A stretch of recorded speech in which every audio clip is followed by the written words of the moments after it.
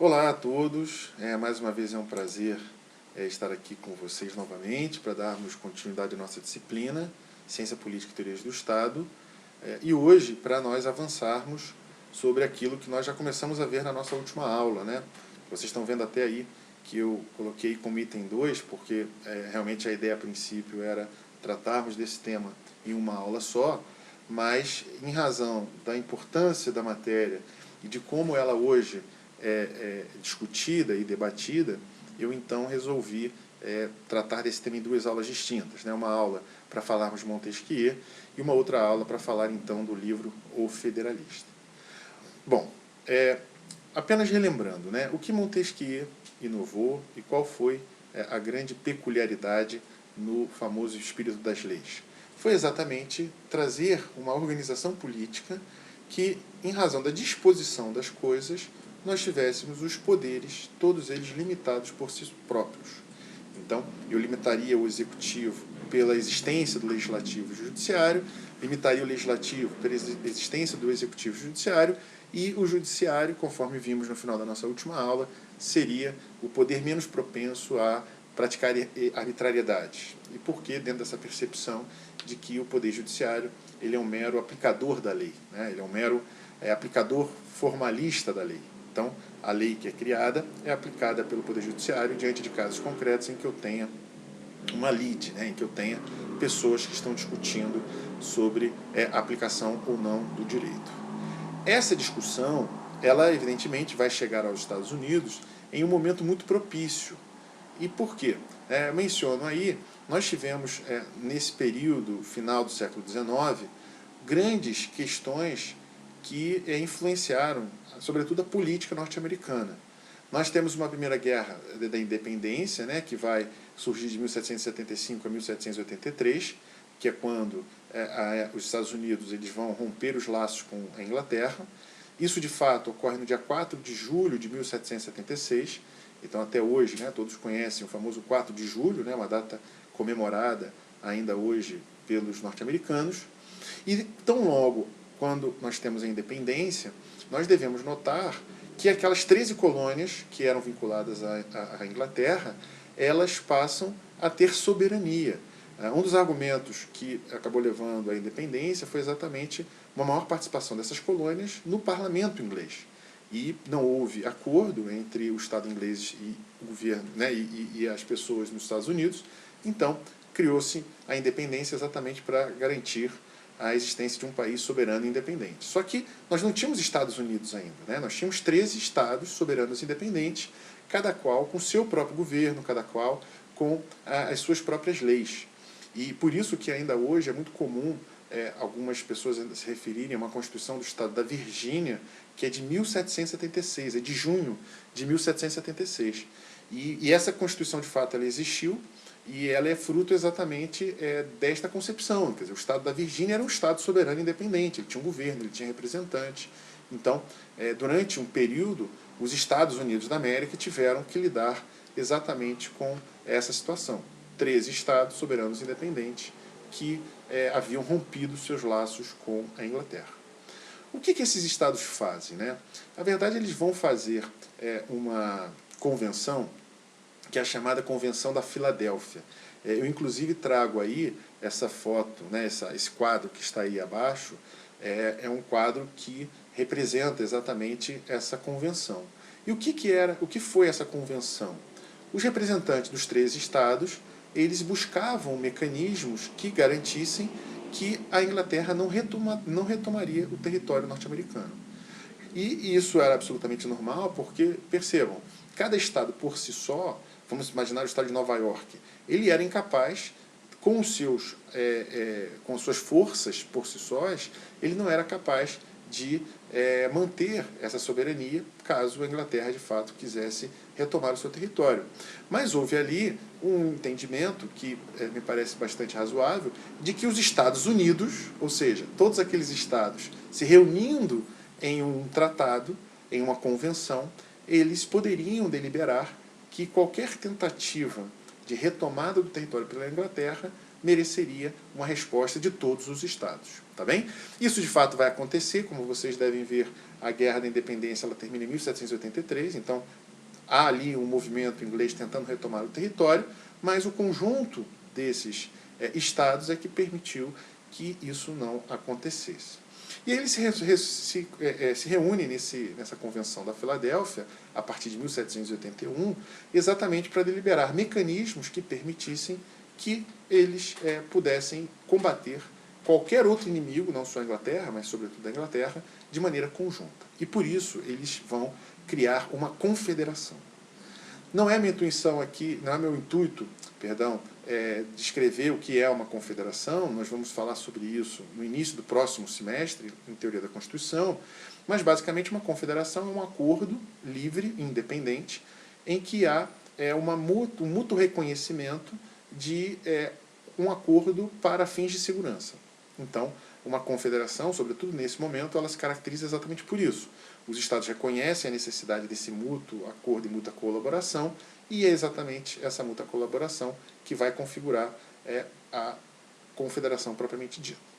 E aí eles se reúnem em uma confederação, uma confederação norte-americana. Aliás, até hoje vocês ainda encontram na internet movimentos que defendem essa confederação, porque defendem uma maior independência para os estados. Então essa bandeira confederalista ainda é uma referência importante nos Estados Unidos ainda hoje.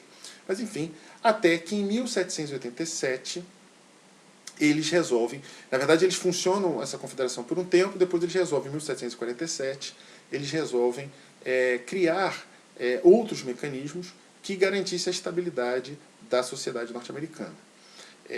O principal argumento para essa discussão que vai se dar em 1787 é que na confederação existe algo denominado direito de secessão, que é o direito de um Estado sair da confederação a hora que ele quiser. E é evidente que esse direito de secessão gerava uma instabilidade política muito grande, porque se você tivesse ali 3 ou 4 estados simplesmente diante de uma invasão inglesa renunciando à confederação, no fundo colocava todos em risco.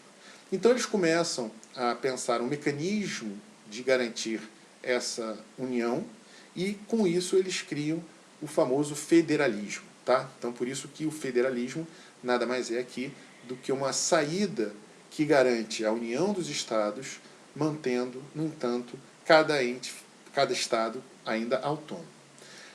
Como disse, nós não vamos discutir isso porque vamos falar sobre isso no próximo semestre, mas eu queria muito que vocês entendessem esse movimento. Ou seja, você tem estados independentes soberanos que resolvem se unir para garantir a segurança. Não por outro motivo, pessoal, o nome iuris dos Estados Unidos é Estados Unidos da América. Então, Estados, no plural, Unidos da América. E por quê? Porque são estados que se unem para criar um único Estado. Eles abdicam da sua soberania e quem passa a ser soberano é exatamente a união desses estados. Para nós isso é fundamental, porque a partir de 1787, os primeiros artigos da Constituição norte-americana começam a ser elaborados. Só que para que esses artigos eles pudessem, de fato, valer, cada estado teria que internamente aprovar aquela disposição que havia sido criada. Então, cada estado tinha o dever de levar os artigos constitucionais e ali discutir internamente se haveria ou não adesão àquilo que estava sendo estabelecido na Convenção da Filadélfia. Não por outro motivo, pessoal, a Constituição norte-americana ainda hoje é conhecida por ser uma Constituição bastante pequena, né, por ser muito restrita. E por quê? Exatamente porque sabia-se que se questões, por exemplo, como a escravidão, ou questões como o desenvolvimento econômico, eles fossem inseridos no texto, a gente não conseguiria ter a adesão das 13 colônias. Então, a opção foi enxugar aquilo que seria objeto da Constituição e, com isso, conseguir e alcançar essa finalidade. E aí o principal elemento, evidentemente, para que a Constituição pudesse ser ratificada pelas colônias, antigas colônias, né, agora já estados, era exatamente que cada estado aprovasse aquilo que estava sendo objeto da discussão, e a federação, como disse, então, era o ponto e o tema mais relevante. Então, o que fazem esses 3 autores, agora sim, James Madison, Thomas Jefferson e John Jay, né? Todos eles são muito famosos O James Madison, por exemplo, foi presidente norte-americano, o Thomas Jefferson também, o John Jay foi presidente da Suprema Corte, então eles têm uma importância relevante para a história norte-americana, e eles são todos de Nova York, e aí o que eles fazem? Eles resolvem escrever para um jornal, e eles escrevem sobre um pseudônimo de Publius. Então, é escrito o artigo, eles fazem 85 artigos, e esses artigos são publicados nos jornais, exatamente como uma tentativa de convencer aqueles que eram do estado de Nova York a aderir à Constituição norte-americana. O que é interessante até hoje é que não se sabe exatamente, por exemplo, quem escreveu todos os artigos. É claro que a maior parte sim, mas em alguns artigos você tem claramente ainda uma dúvida, e uma dúvida real, de quem foi o seu autor, se foi o Madison, o Jefferson ou o John Jay. E mais ainda, né, é interessante porque você tem também algumas pequenas divergências entre os artigos, porque alguns artigos foram escritos por um e não pelo outro, então não necessariamente existe uma coesão teórica, né? Não existe ali uma uniformidade sobre as discussões. No fundo, você tem ali alguns, por exemplo, eu me lembro que, se eu não me engano, é o Madison, né, que tem uma visão mais conservadora, então ele vai trazer algumas questões mais vinculadas à sua forma de pensar, em detrimento dos outros, mas aquela ideia principal, que era a discussão do federalismo e a própria estruturação do Estado norte-americano, isso fica bastante tranquilo, né, na medida em que há entre eles, aí sim, nesses pontos cardeais, há exatamente uma uniformidade, há um entendimento igual. Bom, e aí, dentre os diversos temas que eles vão discutir, né, eles vão discutir, por exemplo, temas sobre competências dos estados, vão discutir temas sobre o exército, sobre as forças armadas, sobre o papel do presidente, etc. e tal. Dentre esses temas, eles têm alguns artigos em que eles falam sobre essa estrutura essencial que vai ser apropriada de Montesquieu. Então eu trago aqui um trecho que me parece bem interessante, até para que vocês possam compreender essa influência, onde é descrito o seguinte, né? O oráculo sempre consultado e citado a respeito é o famoso Montesquieu. Se não foi o autor deste inestimável preceito da ciência política, pelo menos tem o mérito de tê-lo divulgado e recomendado, fazendo com que fosse objeto da universal atenção. Tá? Então é interessante porque eles reconhecem que Montesquieu tem ali o seu valor, na medida em que foi ele que trouxe para a ciência política exatamente essa discussão. O grande ponto, e eu acho que isso talvez pudesse ser entendido por todos nós, e digo todos nós brasileiros, porque eu acho que aqui talvez seja o grande mérito norte-americano, é que eles olham para o Montesquieu, eles veem a teoria do Montesquieu como uma teoria correta e adequada e eficaz, mas eles não conseguem conceber a aplicação desta teoria nos Estados Unidos. Então, isso é muito interessante porque, de uma maneira geral, muitos estados, como é o caso do Estado brasileiro, a gente acaba, às vezes, olhando teorias e querendo que elas funcionassem aqui da forma como elas foram criadas em outros países. Aliás, Montesquieu está no início da sua obra, nós vimos, tratando exatamente do contrário. Né? Ele está dizendo, não, na verdade, cada estado tem a sua própria lei. E eles conseguem se apropriar desse espírito, porque eles dizem assim, olha, a ideia de Montesquieu é ótima, mas ela sofre de algumas questões que precisam ser adaptadas ao modelo norte-americano. E aí a gente vai ver que não são poucas, mas elas de fato vão ocorrer. Primeira grande questão. A Inglaterra, que aliás havia sido o império dos Estados Unidos durante muito tempo, tinha um rei, que era o poder executivo. E eles não queriam reis. Então, era natural que eles tivessem que trocar a figura do rei por uma outra figura, que na verdade é muito parecida com a figura de um rei, mas a qual receberá determinadas características. Há até um debate muito relevante nesse período, porque os Estados Unidos, eles de fato cogitam ter um rei. O próprio Washington seria uma pessoa indicada para se tornar o rei dos Estados Unidos, mas isso acaba sendo superado. E aí eles criam a figura do presidente, que vai ser exatamente o que vai receber ali as funções do executivo. Por que eu digo que o presidente é uma espécie de rei? Porque, no fundo, o presidente é um rei que tem um prazo certo do mandato. Então, é claro, né, a gente sabe que o rei ele tem como característica primordial a vitaliciedade. Ele é rei enquanto ele for vivo. Mas, no fundo, eles estão trazendo essa figura central para dizer, olha, nós vamos ter aqui uma pessoa que não vai ser um rei propriamente dito, mas ele vai ter um poder de um rei. Um poder de um rei que poderá ser exercido durante um tempo, por um determinado período, e mais do que isso, nós vamos eleger esse rei. É claro que quando eu digo nós vamos aqui, vocês sabem bem disso, não são os indivíduos, não são as pessoas. Quem elege até hoje o presidente da República não é o povo, são os estados. Por isso que a votação nos Estados Unidos é muito estranha para nós, que temos hoje uma votação direta ao presidente da República. Lembrando das últimas eleições, vocês devem saber que entre a Hillary Clinton e o atual presidente, Donald Trump, a Hillary Clinton teve mais voto popular do que o Donald Trump. Mas por que ela não venceu? Porque ele teve maioria nos estados. Então, no fundo, eles criam esse rei que vai ser trazido para o exercício dessa função por uma eleição, que não é uma eleição do povo, é uma eleição dos estados, e lá, claro, nos estados, o povo estará sendo representado. Então, o povo se representa no estado, que elege o presidente da República, e vejam, isso é mantido até hoje nos Estados Unidos. Então, primeiro problema, eles resolvem dessa forma. Eu não tenho um rei, vou ter o presidente, esse presidente vai ser eleito, e será eleito pelo Estado. Bom, segundo grande problema, eles querem criar um legislativo. Só que, diferentemente de Montesquieu, o legislativo é, na percepção norte-americana, o mais arbitrário dos poderes. Ou seja, ele é aquele que mais tende a abusar do seu poder. E por isso eles reconhecem que o bicameralismo ele é válido. Ou seja, você ter duas casas no âmbito do legislativo faz com que uma modere naturalmente a outra. O problema, mais uma vez, é que eles olham para a Inglaterra e qual é o bicameralismo inglês?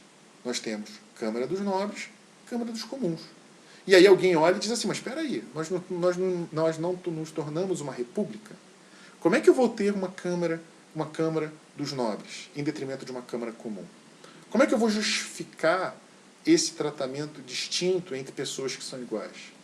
E aí, claro, dentro dessa percepção, qual é a sugestão que acaba sendo adotada posteriormente? Ora, nós vamos criar um bicameralismo, onde uma casa vai representar o Senado e uma outra casa se fará representar na Câmara. Como fazer isso? Simples, dizem eles. Os Estados Unidos não constituem uma união de estados, logo os estados vão fazer-se representar no Senado e o povo se fará representar na Câmara dos Deputados. Tá? Isso também, pessoal, é muito importante porque, como vocês devem saber, até hoje, lá nos Estados Unidos e aqui no Brasil, é essa a representatividade de cada uma das casas. O Senado representa os estados, enquanto a Câmara representa o povo. Ah, professor, mas como é que eu posso saber isso? Vejam, é simples.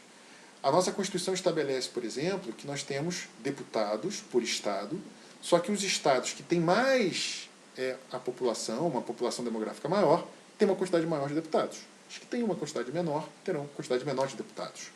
Hoje, de acordo com a lei, são 513 deputados, e de acordo com a Constituição, o estado que mais tem deputados é o estado que tem 70 deputados, é o caso de São Paulo, e o estado que menos tem deputados tem 8 deputados. Tá bem? Se eu não me engano, é o caso de Sergipe. Mas, enfim, na Câmara dos Deputados, vejam que eu tenho ali representantes do povo, porque como o povo se faz representar nos estados, nós temos estados mais demograficamente relevantes do que outros, então eu tenho exatamente essa distinção. E o Senado, no Brasil e lá nos Estados Unidos? Vejam que no Senado nós vamos ter senadores por estado. E cada estado, cada ente federativo terá, no caso do Brasil, 3 representantes. Lá são 2, nos Estados Unidos são 2, aqui são 3.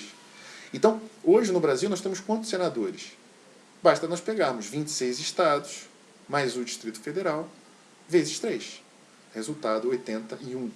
Então, por que nós temos 81 senadores? Porque os 81 senadores estão representando ali, cada um o seu estado. Tá bem? E a Câmara dos Deputados, mais uma vez, representando o povo. Então, eles conseguem também superar esse bicameralismo de um modo diferente do inglês, porque, no fundo, eles vão adaptar o federalismo ao republicanismo. E, com isso, eles conseguem manter a ótica montesquiana. E, por fim, falando do poder judiciário. E o poder judiciário? Vejam, na percepção norte-americana, o poder judiciário, ele claramente já tem uma função um pouco mais relevante. Ainda que, a gente vai falar sobre isso, ainda que, de fato, também se reconheça que o poder judiciário é o que menos tenha condições de abusar do seu poder.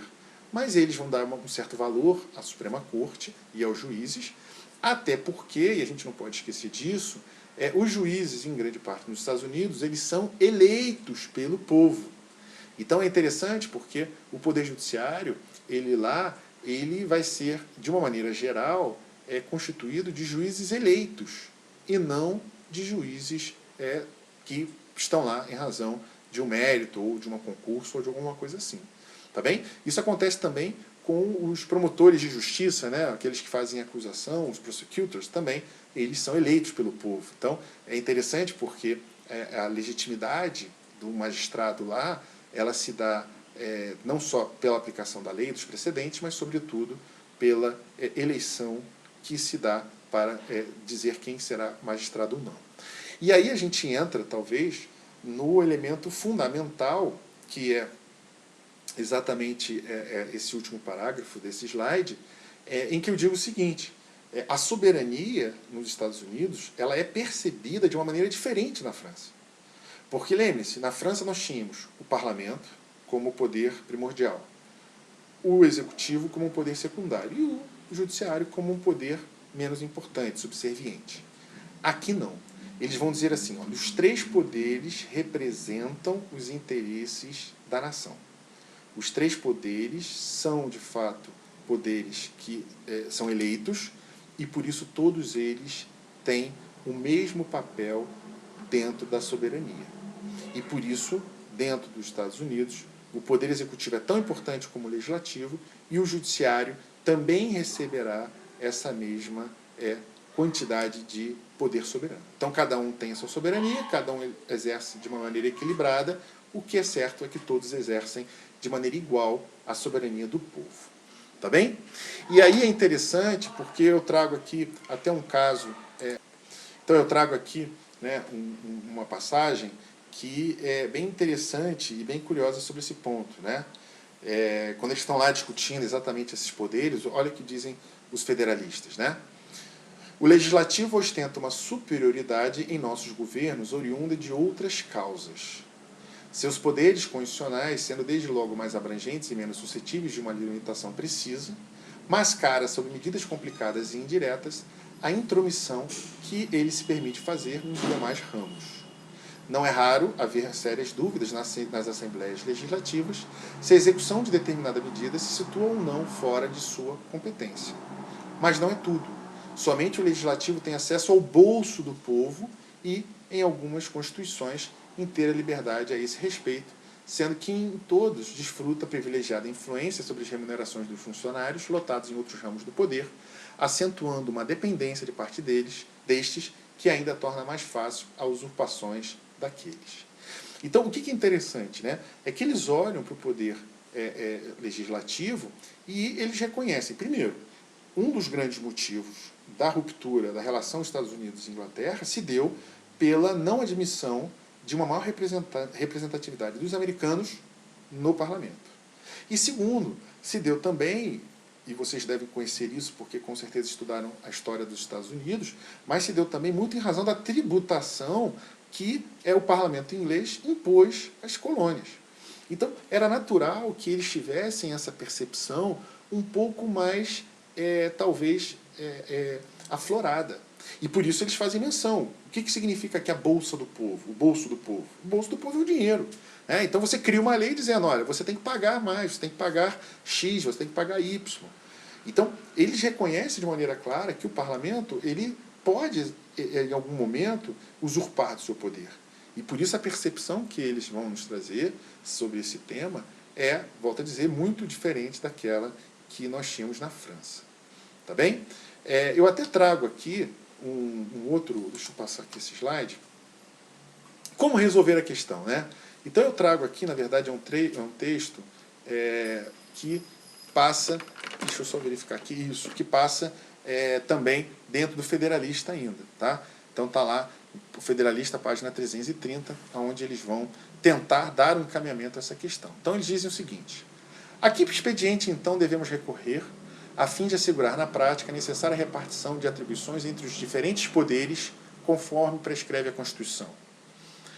E vejam que a Constituição ela não ainda existia formalmente, né? Ela tinha sido já criada no âmbito da Convenção da Filadélfia, mas ela não havia sido promulgada. A Constituição norte-americana vai ser promulgada em 1789, 2 anos depois da Convenção da Filadélfia. Exatamente nesse momento é que eles estão defendendo o seu conteúdo.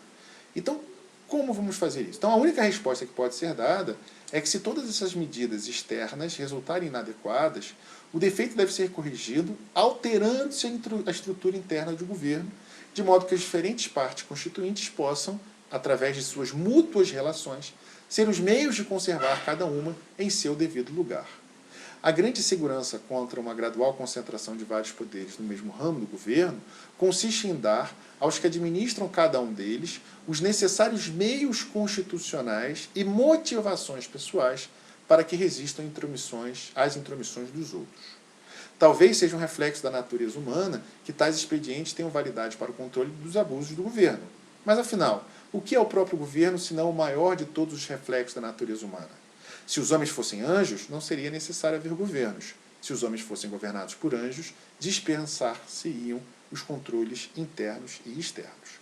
Então, é interessante porque eles estão também, da mesma forma como Montesquieu, percebendo que o único modo de nós criarmos uma estrutura plena para garantir a harmonia entre os poderes é exatamente dispô-los de um modo que permitirá que um possa frear o outro.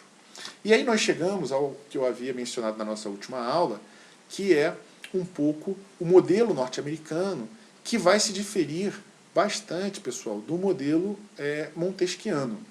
E por que o modelo norte-americano ele é diferente? Porque, lembre-se, dentro de um modelo francês, cada poder tem a sua esfera de atribuição. E, eventualmente, você tem um poder agindo naquilo que o outro faz, mas muito mais em razão das circunstâncias em si do que uma questão de limitação de poder. Então nós vimos, por exemplo, o Senado julga os senadores. Mas por quê? Era uma questão muito mais ali de impedir que o povo pudesse julgar o senador do que, de fato, uma limitação de um poder sobre o outro. Então, existe em Montesquieu um freio e contrapeso que decorre da forma como eles são delimitados. Ok? E o que vai ser diferente nos norte-americanos? Os norte-americanos eles vão criar uma maior interação entre os poderes. É isso que nós chamamos hoje de checks and balances. Checks and balances. Que significa exatamente isso, freios e contrapesos, né? Que são esses balanços que devem existir para que um poder possa se manter na condição que ele deve estar. E aí deixa eu pegar aqui o meu mouse, acho que está dando para vocês verem, né? Vejam que cada poder tem a sua esfera de atuação, mas há uma esfera aqui que é comum. E isso faz com que a gente tenha, dentro desse contexto, aquilo que nós chamamos de funções típicas e funções atípicas. Então vamos lá. O que seria uma função típica do Poder Executivo? É isso aqui, né? É essa parte de fora que somente ele realiza. Mas nós vamos ter também uma função atípica do Poder Executivo, que vai, de alguma maneira, entrar de uma maneira relevante no âmbito do Poder Legislativo. Tudo bem? Um exemplo que a gente pode trazer disso, embora esse exemplo já fosse uma referência na França, mas por exemplo, a participação do Poder Legislativo quando, por exemplo, ele se manifesta sobre indicações do Poder Executivo. Então, por exemplo, você tem a indicação de algumas pessoas, por exemplo, diplomatas, que vão atuar em nome do Estado. Então, como é que o Poder Executivo ele cria, ele dá ele concede, né, esse poder? Ele vai fazer a escolha daquele que vai representar o Estado, mas submete o nome daquela pessoa ao Poder Legislativo. Tá bem? Então veja que é o Poder Legislativo, de alguma maneira, influenciando nas questões diplomáticas, nas questões internacionais, na medida em que os nomes que são aprovados pelo Executivo acabam se submetendo ao Poder Legislativo. Tá bem? O mesmo se diga, pessoal, algo que para nós pode parecer estranho, mas é fruto exatamente desta relação aqui, quando a gente fala em nomeação dos ministros do Supremo Tribunal Federal. Vocês todos sabem que no Brasil, tal como nos Estados Unidos, os ministros do Supremo Tribunal Federal, Corte Suprema, eles não são eleitos, né? Eles não são fruto de um concurso público. Você não faz um concurso público para o Supremo. Na verdade, há uma indicação.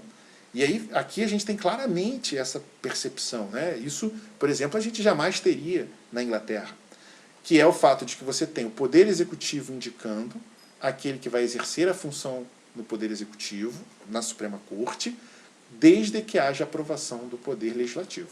Então, hoje no Brasil, gostemos ou não, é claro que esse modelo hoje já é motivo de muita crítica, mas você tem o Presidente da República, ele submete o nome ao Senado, órgão do Poder Legislativo, que, quando aprovado, passa a integrar o Poder Judiciário. Então, é interessante porque eu tenho as funções típicas de cada poder e eu tenho as funções atípicas, que são exatamente estas funções aqui. Aí alguém poderia me perguntar, mas professor, como é que o Poder Judiciário exerce a função de Poder Executivo? Eu poderia dar dois exemplos. Primeiro exemplo, existem projetos de lei que, por exemplo, envolvam o Poder Judiciário, que o seu início precisa ser dado, aqui e nos Estados Unidos, mas aí falando um pouco mais do Brasil, precisam ser dados pelo presidente do Supremo Tribunal Federal. Então, vejam que aqui, o que nós temos? Nós temos exatamente o Poder Judiciário intervindo em uma relação do Poder Legislativo, né? Perdão, aqui intervindo em uma relação do Poder Executivo. Poder Legislativo. Tá? Então, isso fica claro em outros momentos também. Como é que eu posso ter, por exemplo, o Poder Legislativo influenciando no Poder Judiciário? Mencionei na nossa última aula. Se um ministro do Supremo comete um crime de responsabilidade, quem julga é o Senado. Logo, Poder Legislativo julgando. Aliás, o caso que me parece que melhor representa essa interação entre os poderes, e eu diria para vocês que essa interação ela não ocorre na França, ela é típica desse modelo, é quando eu tenho um julgamento do presidente da República por crime de responsabilidade. Então, assim, o chefe do Poder Executivo Federal pratica um crime. Esse crime, a gente chama de crime de responsabilidade porque gera o processo de impeachment, né? Não gera uma prisão. Ele vai ser afastado do cargo e perderá a função. Esse Poder Executivo, ele vai ser julgado por quem? Pelo Poder Legislativo. Senado Federal, após a autorização da instauração do processo pela Câmara. E quem é que vai presidir a sessão de julgamento? O presidente do Supremo Tribunal Federal, no Brasil. Então, olha que interessante essa relação. Então, você tem um julgamento que deveria ser feito pelo Judiciário, sendo feito pelo Poder Legislativo, em que o Poder Legislativo julga o Poder Executivo, e o Poder Executivo será julgado em uma sessão presidida pelo presidente do Supremo Tribunal Federal. Então, essa relação imbricada, isso aqui, pessoal, que é o que a gente vai chamar de funções atípicas de cada poder. Cada poder tem a possibilidade de intervir atipicamente no outro, exatamente quando ele acredita ser necessário para garantir o equilíbrio entre os poderes. Se a gente fosse fazer a mesma coisa em Montesquieu, o que nós teríamos na prática? Né? Nós teríamos, na verdade, não essa relação como nós estamos vendo aqui. Talvez nós tivéssemos linhas que talvez se tangenciassem. Linhas que estavam ali tangenciando, talvez entrando muito pouco uma na outra. Né? A gente percebe, mais uma vez, que quando um age no âmbito da esfera do outro poder, isso se dá muito mais por uma questão outra e não a própria o equilíbrio dos poderes, de modo que, no fundo, é exatamente essa relação mais imbricada que vai permitir que nos Estados Unidos você tenha esses freios e contrapesos. Tá bem? Em 1787, e com a promulgação da Constituição de 1789, eu devo desde já dizer que não havia um grande problema que seria essa relação complicada entre os poderes. Mas, assim, claramente você percebe, lendo o Federalista, que existia uma natural tendência de dizer que problemas entre os poderes seriam resolvidos pelo Senado. Então, o Senado seria uma espécie de poder moderador, porque ali, claro, representavam os Estados membros da Federação. Então, é natural, e isso é interessante, que eles caminhem exatamente nesse sentido, ou seja, quem é que vai exercer esse papel de poder moderador será exatamente o Senado Federal. O Senado Federal acaba não conseguindo exercer esse poder moderador, e aí é que o Poder Judiciário começa, nos Estados Unidos, a ganhar, talvez, contornos que claramente nós não tínhamos na França. A gente vai ver até daqui a pouco que eles têm essa percepção de que o Poder Judiciário também é um poder realmente pouco agressivo, mas a gente percebe também que no início do século XIX o Poder Judiciário acaba crescendo e inchando um pouco a sua competência, e com isso ele acaba influenciando sobremaneira os demais poderes. Tá bem? Talvez o melhor caso, e a gente discute esse caso ao longo do curso, tá? Então não vou fazê-lo aqui, mas talvez o caso que melhor represente essa discussão é um caso que foi julgado em 1803, tá? 1803, que é o famoso caso Madison versus Marbury. Tá? Eu tenho um vídeo que eu falo sobre esse caso, depois, se vocês tiverem interesse, eu passo para vocês o link do YouTube. Mas nesse caso, então, Marbury versus Madison, a Suprema Corte, em 1803, ela chega a um debate que é assim: quem é que vai interpretar a Constituição em última instância? Porque assim, o Legislativo é soberano dentro da sua competência. O Executivo é soberano dentro da sua competência, e nós somos soberanos dentro da nossa competência. Nós, Poder Judiciário. Então, quem é que vai, em última instância, interpretar a Constituição? E aí, a Suprema Corte, nessa decisão, vai dizer: nós, do Poder Judiciário, é que somos competentes para interpretar a Constituição.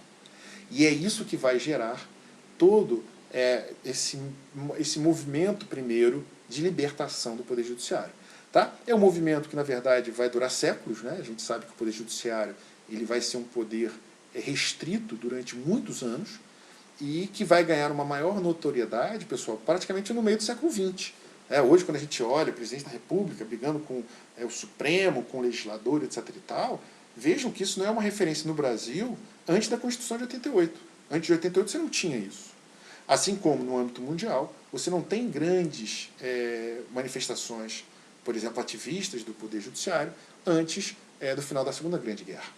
Então, é interessante porque o Poder Judiciário ele ganha ali um contorno em 1803, que ele vai, ao longo do tempo, consolidando, e hoje, claro, ele chega com uma posição de proeminência que é inegável. Por mais que a gente diga que são todos representantes do poder soberano, de alguma maneira, o Poder Judiciário acaba tendo uma preponderância diferenciada.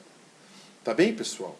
E aí eu trago aqui, na verdade, até o que eu achei que estava ali no outro slide, que essa discussão sobre essa preponderância de um poder sobre o outro, especialmente do legislativo. Então isso também está lá em Madison, Hamilton Jay, no Federalista, e é dito o seguinte: a concepção francesa hegemônica de Estado de Direito consagrava a soberania. Aliás, perdão, esse texto não é dos autores federalistas, na verdade é um autor brasileiro que vai interpretar o federalismo, o livro Federalista. Então, não é deles, mas não é dos autores norte-americanos, mas é extraído da leitura do Federalista. Então vamos lá. A concepção francesa hegemônica de Estado de Direito consagrava a soberania do povo como princípio ordenador da ordem política. A lei era aí vista como um instrumento de uma vontade eticamente definida e, como tal, poderia ser suspensa ao seu arbítrio. Ou seja, era a política que formatava o direito e não o contrário. No entanto, o justcontratualismo anglo-americano considerava a soberania popular de modo completamente diverso. Para eles, o Estado e representação eram elementos apartados do povo e soberania. Se estes últimos davam-lhe origem por meio das eleições, nem por isso estes adquiriam qualquer força autônoma. Os federalistas entendiam que era da natureza do poder soberano uma avidez que disponham que estão investidos de seu exercício a ver com os maus olhos todas as tentativas de limitar as suas ações.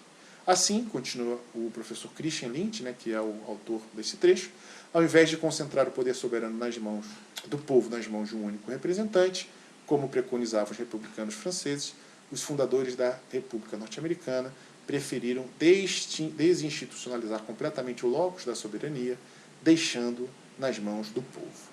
Tá bem? Então isso é interessante, eu quis fechar esse raciocínio com esse texto, porque no fundo ele está dizendo, olha, dentro da forma como os franceses queriam implementar a república, ou a monarquia parlamentarista, o que nós tínhamos? Nós tínhamos ali uma preponderância do poder legislativo sobre os demais poderes. Os norte-americanos não. Na verdade, a soberania permanece com o povo e todos os três poderes exercerão esse poder soberano de maneira igual. Ok? Bom, para caminharmos aí para o final, né, já estamos aí com quase 40 minutos de aula, eu trago ainda também, agora sim, o trecho do Federalista, em que eles vão falar exatamente desse poder judiciário mais fraco, né, algo que eu já venho mencionando ao longo da minha explanação. Então, mais uma vez, eu já disse que a percepção que eles têm do poder judiciário é de que o poder judiciário ele tem sim sua autonomia, porque exerce parcela do poder soberano, mas ele não é, de fato, um poder que tenderia a exacerbar e a praticar atos arbitrários. Então dizem aí sim agora os federalistas: quem analisar atentamente os diferentes ramos do poder percebe desde logo que, em governo em que eles são separados um dos outros, o judiciário, pela própria natureza de suas funções, será sempre o menos perigoso para os direitos políticos previstos na Constituição, pois será o de menor capacidade para ofendê-los ou violá-los. O executivo dispõe não apenas das honrarias, mas também da espada. Tá? O que significa isso aqui? Né? A espada são as forças armadas. O poder executivo ele dispõe da força. O legislativo, além de manter os cordões da bolsa, o que isso significa? O dinheiro, aquele cordão que você coloca ali o dinheiro dentro da bolsa, puxa os cordões e não sai nada dali de dentro. Então, além de ser aquele que detém o dinheiro, ele prescreve as normas pelas quais cada cidadão deve regular seus direitos e deveres. Prescreve normas gerais e abstratas. O judiciário, porém, não tem a menor influência sobre a espada nem sobre a bolsa. Né? Ou seja, ele não tem a força do exército e nem tem o dinheiro que o legislativo possui. Não participa da força nem da riqueza da sociedade e não toma resoluções de qualquer natureza. Na verdade, pode-se dizer que não tem força nem poderia, desculpem aí o erro, limitando-se simplesmente a julgar, dependendo até do auxílio do ramo executivo para a eficácia de seus julgados. Tá bem? Então, vejam que interessante, né? Embora eles deem ao Poder Judiciário um ponto relevante, que é exatamente como representante do poder soberano, também os federalistas aqui estão dizendo, olha, ele simplesmente julgar, deve simplesmente aplicar a lei diante de um caso concreto. É verdade, eu não quis trazer outras passagens também para não ficar cansativo, que eles vão defender que compete à Suprema Corte a interpretação da Constituição. Então, tudo aquilo que vai ocorrer a partir de 1803 terá também essa perspectiva. Mas a perspectiva é interessante, ela jamais poderia ultrapassar essa ideia de que o Poder Judiciário pode criar, por suas decisões, impedimentos para que os outros poderes pudessem atuar no âmbito das suas próprias atribuições, que eu acho que é o grande problema que nós vivemos hoje. O Poder Judiciário, extrapolando-se eventualmente da sua competência, ele impedir que o outro poder haja e atue no âmbito da sua própria competência. Então, vejam que também os federalistas eles não estão defendendo aqui um ativismo judicial, mas eles estão dizendo que o Poder Judiciário também se faz representante do povo e que, por isso mesmo, ele tem a sua própria peculiaridade. Ok, pessoal? Eu acho que com isso, então, nós chegamos ao final dessa aula, já estamos aqui com 43 minutos, até para que a gente possa ter tempo aí para debater logo em seguida, mas eu traria como um resumo final, né, como uma síntese, né, essa ideia. Os norte-americanos eles olham para Montesquieu, veem como a teoria montesquiana, ela na sua essência, ela é eficaz, mas eles reconhecem que aplicá-la tal qual ela foi criada por Montesquieu seria inadequado. Eles não queriam rei, eles não queriam senado, eles não queriam um senado composto por representantes da nobreza, eles não queriam que executivo e judiciário fossem menos importantes que o legislativo. Então, o que eles fazem? Eles adotam a essência, mas, no fundo, eles adaptam-na para aquilo que eles, de fato, gostariam e queriam aplicar. Que é, no fundo, o espírito das leis. Né? Eles pegam aquilo que lhes é comum, aquilo que lhes é cultural, aquilo que lhes é razoável para aquilo que se pretende, e eles conseguem trazer isso para os Estados Unidos e conseguem dar essa roupagem diferente que vai marcar o pensamento político ocidental. Ok? No Brasil, pessoal, o Brasil, mais uma vez, desde 1891, ou seja, desde a Constituição brasileira, né, a republicana, a primeira Constituição republicana. Aliás, nossa primeira Constituição republicana ela é ótima, porque ela estabelece assim, Estados Unidos do Brasil, tal foi a influência dos Estados Unidos do Brasil para a sua Constituição. Estados Unidos do Brasil. A pergunta que eu sempre faço para os meus alunos é, quais estados se uniram? Pensem vocês aí, quais estados se uniram? E aí é evidente que os Estados Unidos do Brasil teriam que ter o quê? Uma separação de poderes ao modo norte-americano. Por isso nós adotamos aqui o presidencialismo, por isso nós adotamos aqui o Senado com representantes de estados, e por isso nós adotamos aqui os checks and balances. Dizer que o Brasil adotou Montesquieu é, de certa maneira, um equívoco. A Constituição de 1824, sim, adotou Montesquieu e Benjamin Constant como o pai do papel do poder moderador. Desde 1891, pessoal, o que nós temos? É um modelo americano. Um modelo em que eu tenho uma maior interação entre os poderes e, por isso mesmo, não há, de fato, uma harmonia. Tá? Aliás, só para terminar, se vocês lerem o artigo 2º da Constituição, diz assim, são poderes harmônicos e independentes, o Executivo, o Legislativo e o Judiciário. Aqui me parece um grande equívoco, porque você não tem nem harmonia, nem independência. O modelo norte-americano traz a interdependência, então não é independência, é a interdependência, a relação que eles têm entre si para se manter todos eles exercendo o seu papel, e essa natural falta de harmonia. Porque, no fundo, como eu tenho poderes que podem ingressar no âmbito de outros, a harmonia não é a regra, né? A harmonia ela é a exceção. Então, talvez fosse muito mais adequado a nossa Constituição falar interdependência do que independência, e ao invés de falar de harmonia, poderia talvez ter utilizado algum outro nome para dizer equilíbrio. Né?